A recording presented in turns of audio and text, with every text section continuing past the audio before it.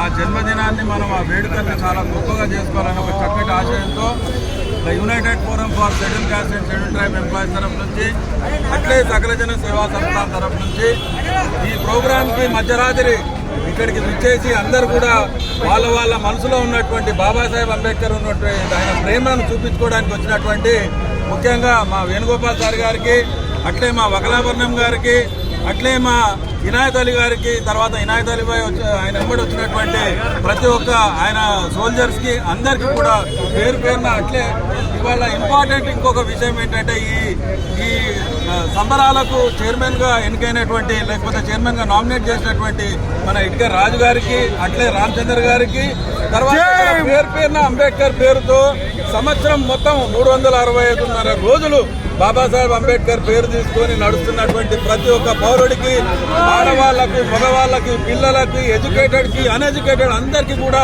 బాబాసాహెబ్ అంబేద్కర్ అంటే ఒక గొప్ప స్ఫూర్తి. అటువంటి బాబాసాహెబ్ అంబేద్కర్ ఇచ్చినటువంటి గొప్ప వరాలు మనకు ఎన్నో ఉన్నప్పటికీ కూడా ఆయన గురించి మనం చెప్పుకోవడమే తప్ప బాబాసాహెబ్ అంబేద్కర్ పేరు చెప్పుకొని ఎంతో మంది కొల్లగొట్టుకొని పోతా ఉన్నారు.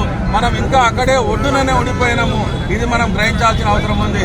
బాబాసాహెబ్ అంబేద్కర్ మామూలుగా మనకు అందరితో కలిసి వెళ్ళేసి మీరు మట్టుకు వెనకాలనే ఉంటాను ఏ రోజు చెప్పలేదు. బాబాసాహెబ్ అంబేద్కర్ మీకు ఇచ్చినటువంటి ఎడ్యుకేషన్ కానీ, బాబాసాహెబ్ అంబేద్కర్ మీకు చూపించినటువంటి రాజ్యాధికారం యొక్క అది ఒక రిజర్వేషన్ సీట్లు అని చెప్పేసి ఇవాళ తెలంగాణ కనుక మీరు తీసుకుంటే 119 సీట్లలో 31 రిజర్వేషన్ సీట్లు ఉన్నాయి. పొలిటికల్ ఎంపవర్మెంట్ రావాలి, పొలిటికల్ ఎంపవర్మెంట్ వస్తుంది, ఎస్సీ ఎస్టీ బీసీ మైనార్టీలు కలిస్తే వస్తుంది అని ఇవన్నీ కూడా జనాలు ఎన్ని చెప్తా ఉన్నారు. ఇవన్నీ కూడా నా దృష్టిలో ఇవన్నీ కూడా కల్లా. ఎందుకంటే ఎస్సీ ఎస్టీ బీసీ మైనార్టీసే కాదు, దీనికి రాజ్యాధికారం రావాలంటే ప్రతి ఒక్క ఓటున్న ప్రతి ఒక్క పౌరుడు కూడా మన వెంబడి నడవడానికి మనం ముంగట్టుకెళ్లాల్సిన అవసరం ఉంది. కాబట్టి మనం కేవలము ఒక 52% బీసీలు ఉన్నారు, లేకపోతే మేము 18% ఎస్సీలం ఉన్నాము, ఎస్సీలో ఒక 7.5% ఉన్నారు. ఈ పర్సంటేజ్ క్యాలిక్యులేషన్ చేసుకుంటే మరి 0.5% ఉన్నటువంటి వెలవలు ఏ రకంగా పొలిటికల్ ఎంపవర్మెంట్ తెచ్చుకున్నారు అని మనం ఆలోచించాల్సిన అవసరం ఉంది. ఇవాళ రాజ్యాధికారం ఆల్రెడీ మన చేతుల్లో ఉంది, కానీ ఆ రాజ్యాధికారం అనే ఫలాన్ని ఇవ్వాలంటే కూడా మనం తినలేకపోతా ఉన్నాం. 31 మంది ఉన్నటువంటి అసెంబ్లీలో ఈ 31 మంది ఎమ్మెల్యేలు కనుక ఒక్కరోజు కూర్చుంటే రెండో రోజు ముఖ్యమంత్రి పదవి అనేది మీ చేతిలో ఉంటుంది. దయచేసి మీరు కనుక్కోవాలి ఏంటంటే రాజ్యాధికారము ఎవడు మీకు ఇవ్వడు.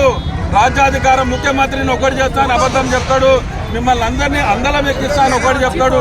వాళ్ళ అధికారంకు రావడానికి తర్వాత మన కష్టాన్ని వాళ్ళంతా అడ్డం పెట్టుకొని వాళ్ళు ఎంజాయ్ చేయడానికి వస్తారే తప్ప మన గురించి వచ్చేవాడు ఎవడు లేడయ్యా అని మీరు కనుక్కోవాల్సిన అవసరం ఉంది. ఎవడైతే ఇంటెలిజెంట్ ఉన్నాడో, ఎవడైతే మాటకారు ఉన్నాడో, ఎవడైతే మోసకారు ఉన్నాడో వాడే ఇవాళ రాజ్యాధికారం మీద నడిపిస్తున్నాడే తప్ప మనలాగా మనము ఒక సేవకులము. బాబాసాహెబ్ అంబేద్కర్ కూడా ఎంతో సేవ చేసి ఈ దేశానికే కాదు ప్రపంచానికే దిక్సూచి చూపించినటువంటి బాబాసాహెబ్ అంబేద్కర్ని మనం వెనకాలేసుకొని ఆయన పేరు చెప్పుకొని బర్త్డేలు తర్వాత ఆయన పేరు చెప్పుకొని ఆయనకు మనం వచ్చేసి ఆయన చనిపోయిన దినం సేవ చేస్తామే తప్ప ఏ రోజు కూడా బాబాసాహెబ్ అంబేద్కర్ చెప్పిన దారిలో మనం నడవలేదని మీరందరూ గ్రహించాల్సిన అవసరం ఉంది. బాబాసాహెబ్ అంబేద్కర్ మనకు అడుక్కోమనలేదు, బాబాసాహెబ్ అంబేద్కర్ మీకు రిజర్వేషన్స్ అనలేదు. రిజర్వేషన్స్ కేవలం ఎందుకు ఇచ్చిందంటే వాళ్ళు చేస్తున్నటువంటి మోసాన్ని అరికట్టాలి అని అంటే టైం బీయింగ్ మీకు ఒక 10 సంవత్సరాలు రిజర్వేషన్ ఇస్తున్నాడు. కానీ ఆ రిజర్వేషన్ అడ్డు పెట్టుకొని ఇవాళ మనం చదువుకున్నోన్ని చదువుకోలేని ప్రతి ఒక్కరిని కూడా మనల్ని బిచ్చగాలుగా చేసి డబ్బులు పంచుతూ మనకు ఒక బిచ్చగాలం చేశారు. కాబట్టి ఇక ఈ బిచ్చగాంతనం నుంచి మనం బయటికి రావాలంటే ఇక్కడ అందరూ తెలివిమంతులే.